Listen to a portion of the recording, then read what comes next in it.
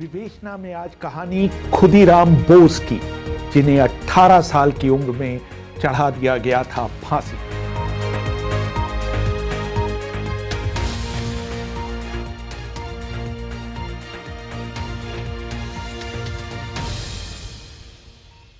अभिवादन स्वीकार करिए रेहान फजल का। जैसे ही लॉर्ड कर्जन ने 19 जुलाई 1905 को बंगाल विभाजन का फैसला किया, बंगाल ही नहीं पूरे भारत के लोगों के मन में अंग्रेजों के खिलाफ आक्रोश भड़क उठा और हर जगह विरोध मार्च, विदेशी सामान के बहिष्कार और अखबारों में अंग्रेजों के खिलाफ लेखन की एक तरह से बाढ़ आ गई। उसी जमाने में स्वामी विवेकानंद के भाई भूपेंद्र नाथ दत्त ने जुगांतर अखबार में एक लेख लिखा जिसे सरकार ने राजद्रोह माना। कलकत्ता प्रेसिडेंसी के मजिस्ट्रेट डगलस किंग्सफोर्ड ने न सिर्फ प्रेस को जब्त करने का आदेश दिया, बल्कि भूपेंद्र नाथ दत्त को ये लेख लिखने के आरोप में 1 साल की कैद की सजा सुनाई। इस फैसले ने अंग्रेजों के खिलाफ विद्रोह में आग में घी का काम किया। यही नहीं, किंग्सफोर्ड ने वंदे मातरम का नारा बुलंद करने वाले एक 15 वर्षीय छात्र को 15 बेंत लगाने की कठोर सजा भी सुना दी। 6 दिसंबर 1907 की रात को मिदनापुर जिले में नारायणगढ़ के पास बंगाल के लेफ्टिनेंट गवर्नर एंड्रयू फ्रेजर की ट्रेन को बम से उड़ाने का प्रयास हुआ। कुछ दिनों बाद चंद्रनागौर में लेफ्टिनेंट गवर्नर की ट्रेन को उड़ाने का एक और प्रयास किया गया, जिसमें बरींद्र घोष, उलास्कर दत्त और प्रफुल्ल चाकी शामिल थे। 8 अप्रैल 1908 को 17 वर्षीय खुदीराम बोस और प्रफुल्ल चाकी को डगलस किंग्सफोर्ड की हत्या का दायित्व सौंपा गया। इससे पहले क्रांतिकारियों ने किंग्सफोर्ड को एक पार्सल भेजकर मारना चाहा था, लेकिन उसने वो पार्सल खोला ही नहीं। पार्सल खोलते हुए एक अन्य कर्मचारी घायल हो गया। इस बीच क्रांतिकारियों की गतिविधियों से डरकर किंग्सफोर्ड ने अपना तबादला बंगाल से दूर बिहार के मुजफ्फरपुर में करवा लिया। युगांतकारी संगठन की ओर से खुदीराम को 2 पिस्तौल और प्रफुल्ल चाकी को 1 पिस्तौल और कारतूस देकर मुजफ्फरपुर भेजा गया। लक्ष्मेंद्र चोपड़ा खुदीराम बोस की जीवनी में लिखते हैं, 18 अप्रैल 1908 को खुदीराम बोस और प्रफुल्ल चाकी अपने मिशन पर मुजफ्फरपुर पहुंच गए। वहां दोनों लोग मोतीझील क्षेत्र में एक धर्मशाला में ठहर गए। दोनों युवाओं ने बारीकी से किंग्सफोर्ड के आवास और उसकी दिनचर्या का अध्ययन करना शुरू कर दिया। तब तक पुलिस के गुप्तचरों को इस योजना की कुछ भनक लग गई थी। उन्होंने किंग्सफोर्ड को सचेत करते हुए उसकी सुरक्षा बढ़ा दी। खुदीराम और प्रफुल्ल चाकी को इस बात का अंदाजा हो गया कि किंग्सफोर्ड हर रात विक्टोरिया बग्घी में अपनी पत्नी के साथ स्टेशन क्लब आता है। दोनों ने योजना बनाई कि क्लब से वापसी के समय उसकी बग्घी पर बम फेंककर किंग्सफोर्ड की हत्या कर दी जाए। उस जमाने में मुजफ्फरपुर के स्टेशन क्लब में शाम को बहुत रौनक हुआ करती थी, जहां हर शाम ब्रिटिश अधिकारी और ऊंचे पदों पर काम करने वाले भारतीय जमा होकर पार्टी करते थे और इनडोर गेम खेला करते थे। लेकिन कलकत्ता की तुलना में मुजफ्फरपुर की शामें जल्दी खत्म हो जाया करती थी। उस दिन किंग्सफोर्ड अंग्रेज बैरिस्टर प्रिंगल कैनेडी की पत्नी और बेटी के साथ ब्रिज खेल रहा था।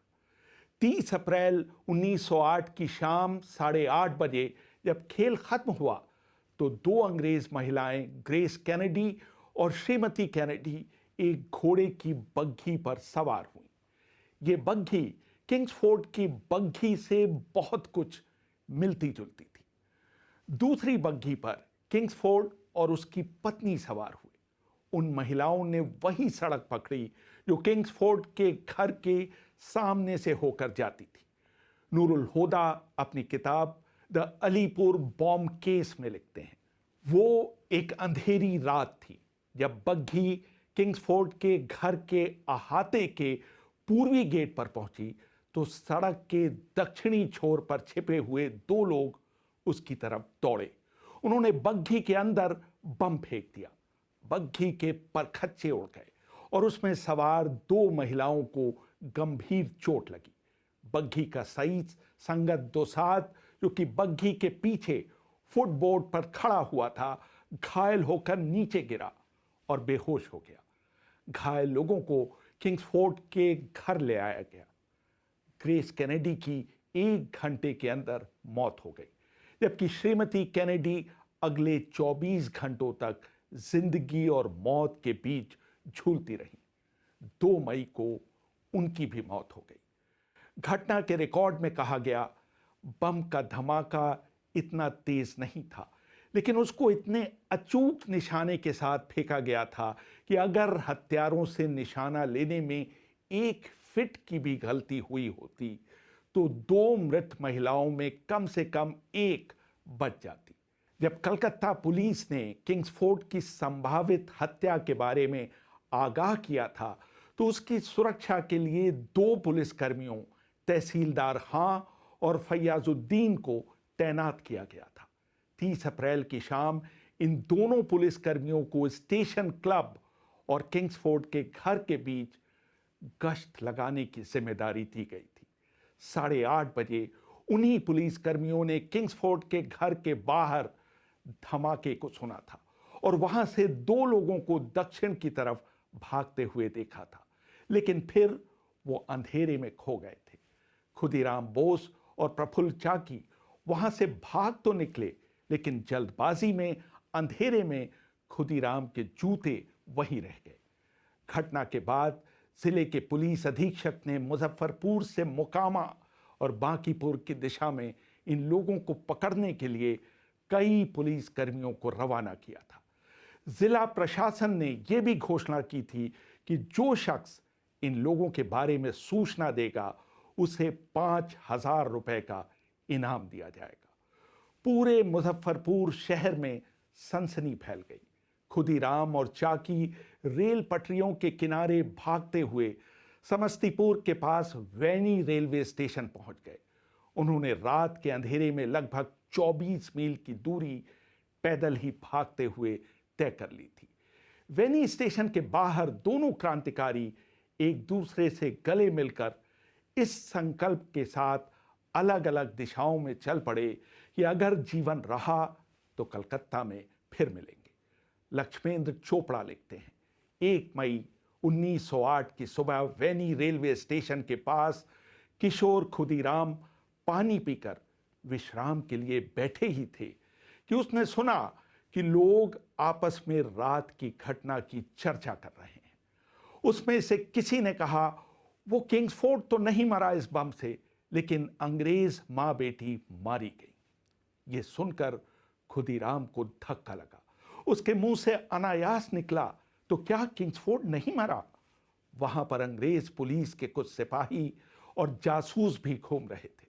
खुदीराम की थकावट, उत्तेजना, उम्र के साथ साथ उसका बांग्ला लहजा और नंगे पांव होने के कारण पुलिस वालों ने संदेह में उन्हें फौरन पकड़ लिया। जब उन्हें पकड़ा जा रहा था तो उनके कपड़ों से एक रिवॉल्वर नीचे गिर गया। उन्होंने फायर करने की मंशा से तुरंत एक छोटा लोडेड रिवॉल्वर निकाल लिया। उनकी जेब से 37 कारतूस और 30 रुपए भी मिले। बोस की गिरफ्तारी की खबर सुनकर उन्हें लाने के लिए जिला मजिस्ट्रेट वैनी पहुंच गए।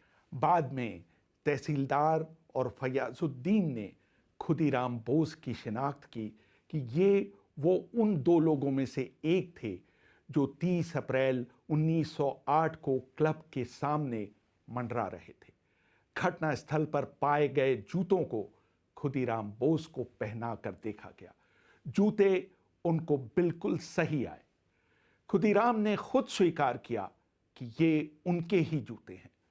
पुलिस की पूछताछ में बोस ने अपने साथी का असली नाम न बताकर उसका नाम दिनेश चंद्र रॉय बताया।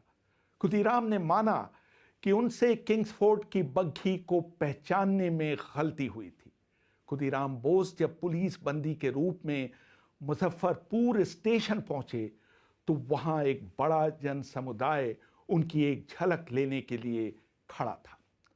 1 मई की शाम 6 बजे सब इंस्पेक्टर नंदलाल बैनर्जी ने सिंहभूम जाने के लिए ट्रेन पकड़ी। समस्तीपुर स्टेशन पर नंदलाल ने प्लेटफॉर्म पर एक बंगाली युवक को नए कपड़े और जूते पहने हुए देखा। उसकी वेशभूषा से उसे कुछ शक हुआ।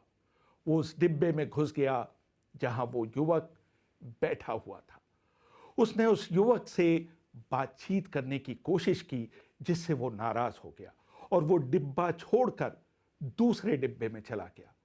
मोकामा घाट स्टेशन पर नंदलाल फिर उस डिब्बे में आ गया जिसमें वो युवक बैठा हुआ था। इस बीच सब इंस्पेक्टर ने अपने शक के बारे में मुजफ्फरपुर पुलिस को तार दे दिया। मोकामा स्टेशन पर उसे जवाबी तार मिला कि वो उस युवक को शक के आधार पर तुरंत गिरफ्तार कर ले। जैसे ही युवक को पता चला कि उसे पकड़ा जा रहा है, वो प्लेटफॉर्म पर कूद गया।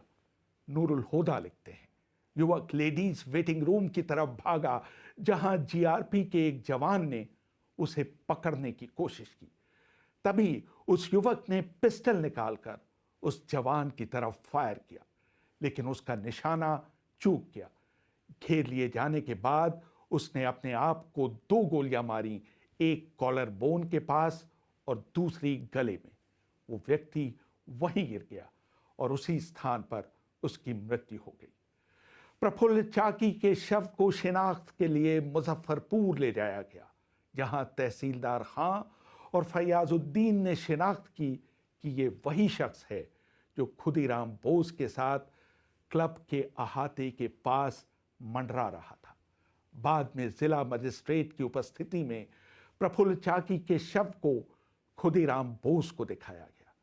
खुदीराम बोस ने अपने साथी के शव की पहचान की, लेकिन उसने उसका नाम दिनेश चंद्र राय बताया। जब उनको चाकी की पिस्तौल दिखाई गई तो वो उसको नहीं पहचान पाए, लेकिन उन्होंने ये जरूर कहा कि दिनेश ने उन्हें बताया था कि उसके पास एक पिस्टल है। इस घटना के 5 महीने बाद 9 नवंबर 1908 को प्रफुल्ल चाकी को गिरफ्तार करने वाले नंदलाल बैनर्जी की कलकत्ता में श्रीश चंद्र पाल और गणेंद्र नाथ गांगुली ने गोली मारकर हत्या कर दी। खुदीराम बोस पर अपर सत्र न्यायाधीश एच.डब्ल्यू. कॉन्डव की अदालत में हत्या का मुकदमा चलाया गया। जब खुदीराम को अदालत में लाया जाता था तो सड़क के दोनों तरफ खड़े लोग उनका जिंदाबाद और वंदे मातरम के नारों के साथ स्वागत करते थे। 13 जून 1908 को अदालत ने खुदीराम बोस को फांसी की सजा सुनाई। 11 अगस्त 1908 को सुबह 6 बजे भारत की आजादी के इतिहास में पहली बार एक किशोर को फांसी दी गई। उस समय उनके हाथ में गीता की एक प्रति थी और उनकी उम्र थी 18 वर्ष 8 महीने और 8 दिन। जेल के बाहर उन्हें विदाई देने के लिए एक बड़ी भीड़ वंदे मातरम का नारा लगा रही थी। लोकमान्य बाल गंगाधर तिलक ने खुदीराम बोस की शहादत पर कई लेख लिखे। पुणे से प्रकाशित मराठा के 10 मई 1908 के अंक में उन्होंने लिखा, ये चरम प्रतिवाद को साकार रूप में प्रस्तुत करने के लिए चरम विद्रोह का मार्ग है और इसके लिए अंग्रेज सरकार ही जिम्मेदार है। पूरे देश में खुदीराम बोस के चित्र बांटे गए।